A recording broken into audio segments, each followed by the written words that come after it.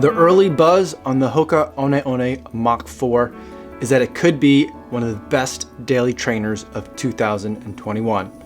But can this shoe live up to the hype? Let's take it for a run and find out.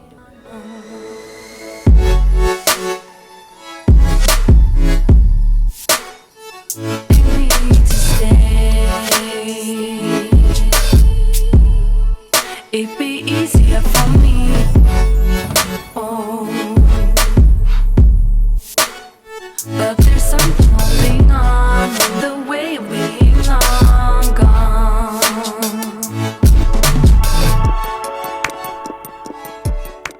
11.28 miles, 8 minutes, 14 seconds per mile, 143 beats per minute on average for today, taking the Hoka One One Mach 4 for a first run.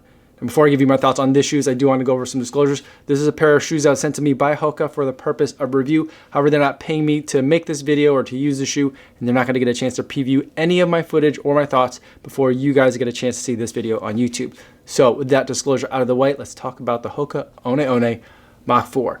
With this shoe, we've got a 35 millimeter stack height shoe in the heel with a 5 millimeter drop, giving us 30 millimeters of stack height in the forefoot. As far as the midsole material itself, Hoka is using ProFly, which is a dual layer system.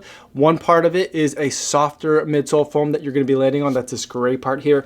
And then you've got another part, which is this rubberized EVA foam that is a little bit more firm and a little bit more springy. It also serves as the outsole itself. So going down to the outsole, you'll see that there's no rubber anywhere on here. Instead, that rubberized EVA foam gives you the traction and also the durability that you need to be able to run directly on this midsole foam. There's cutouts along that midsole foam as well that help aid in some of the movement of the shoe and make it so it's not so rigid of a material. There's also a little cutout here that for a second I thought, well, is there a plate in this shoe? Because this looks like one of those windows that shoe companies make so you can tap on the carbon fiber plate, but instead you're just touching that softer layer, that gray layer of the two-tier ProFly midsole system. On the insole, you've got a very soft, very comfortable insole. It's not Ortholite brand, but it definitely reminds me of that, almost a memory foam type of feeling. Very comfortable to step into. The upper material is a flexible, breathable material. I went true to size in this shoe, and I think that works for me and is gonna work for a lot of people as well. I felt like it was nice and roomy in the toe box, plenty of room to enjoy that really soft insole, a little bit of room for my toes to spread out a bit. In the midfoot, that thing's got very snug. It's almost kind of like squeezing a tube of toothpaste from the middle. Not that it was overly tight, but there are plenty of lace loops in here that are very tightly packed so you can really dial in the fit. On the tongue, there is just a little bit of padding to help protect you from some of the pressure of those laces. The tongue itself reminds me very much of the tongue that came on the Carbon X version 1. And then moving back to the heel, you've got a pretty rigid, pretty substantial heel counter back here that ends in an Achilles flare that has a lot of padding.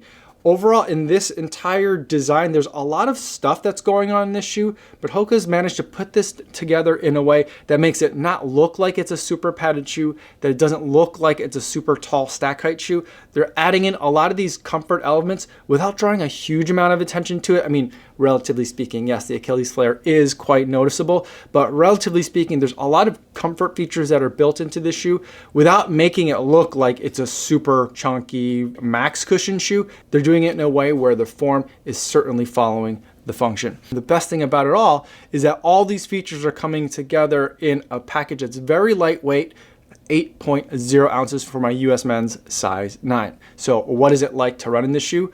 The shoe for me was an absolute surprise in the very best way. I've never run in the Mach series before. We're on the Mach 4 now, but I have experienced ProFly X midsole foam in the Carbon X2 and in the Carbon X version 1. Now this shoe doesn't have ProFly X, it just has ProFly midsole material, and it was surprisingly soft. That gray portion that you're landing into combined with the insole gave a lot of very soft, squishy comfort, while that firmer rubberized EVA made it so that I didn't feel like I was getting stuck in a super squishy shoe. I normally don't like dual layer foam shoes, but this combo is really working for me, and it does it in a very smooth and very fluid way. It doesn't feel like there's two foams in here. It's all working together in a really well executed system. I felt like the shoe absolutely loved running at easy paces, a little bit faster than easy paces, all the way up to moderate and marathon pace. It felt like the shoe was just so easygoing, and the heel back here was surprisingly soft.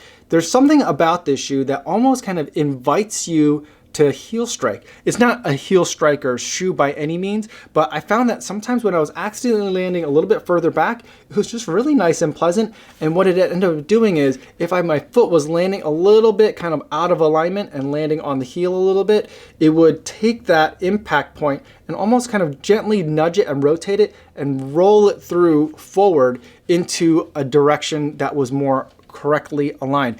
A lot of times now, that kind of thing in a shoe would make me feel like the shoe is fighting me, but somehow the way that this shoe is doing that and kind of like guiding me forward, it was in a really pleasant way, in a very kind of encouraging kind of way. It was very strange. There's just a lot of smoothness rolling through the foot strike with this shoe that reminded me a lot of the smoothness that I feel in the Carbon X2, which visually speaking, you can certainly see the resemblance between those two shoes, and that similarity goes deeper than just what the upper and the midsoles look like. The other really big surprise for this shoe was the outsole grip. Now, the way that Hoka uses this rubberized EVA puts me in a little bit of an awkward position, because I've been trying to say for a while now that most of the shoe companies out there are using just way too much rubber on the outsoles. They could cut weight while maintaining durability and grip if they just got rid of a bunch of the rubber. Hoka goes ahead and gets rid of all the rubber on their outsole, but then when I try it, I usually find with the shoes like the Carbon X1 and in the Carbon X2 that it's not all that confidence inspiring when you get to some wet surfaces. I did get into some wet concrete, and this rubberized EVA outsole actually did a really fantastic job. I think one of the main differences here is that there are larger grooves, almost like lugs, carved into this rubberized EVA, and that is giving a lot of grip because of the shape of it.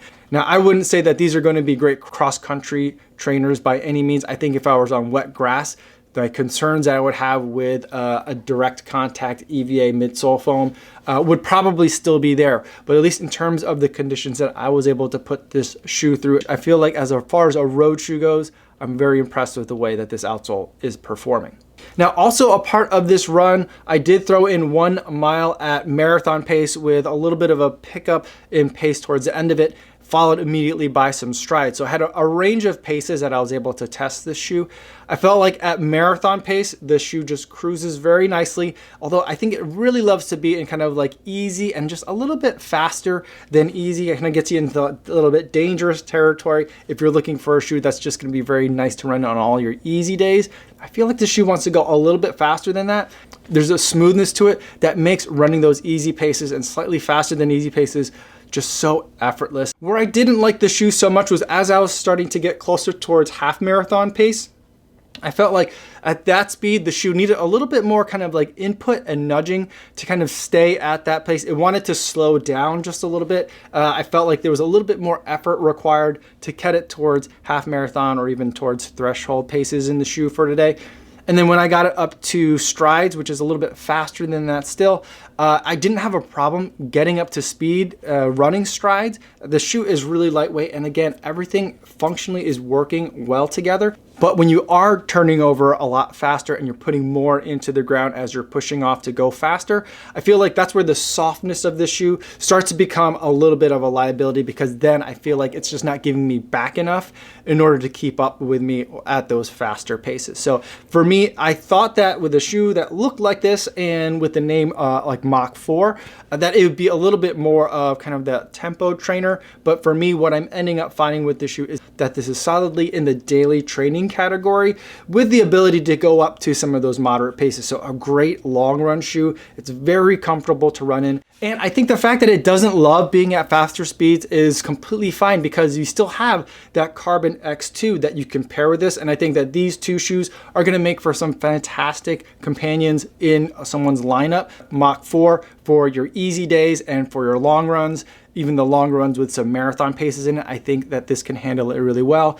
But anything where you're going to be going a little bit faster, working a little bit harder, that's where I reach for the carbon plate and the Pro Fly X midsole in the Carbon X2. And I think that these two shoes, what Hoka has done really well is made it so that there's two shoes that make a lot of sense. They feel very similar. There is a kind of a relatedness to these shoes that you feel in running in each of them that make it feel like they're not just two shoes that are good, they're two shoes that are good as part of an overall brand and a feeling that they're able to deliver. So very impressed instantly with the Hoka Mach 4.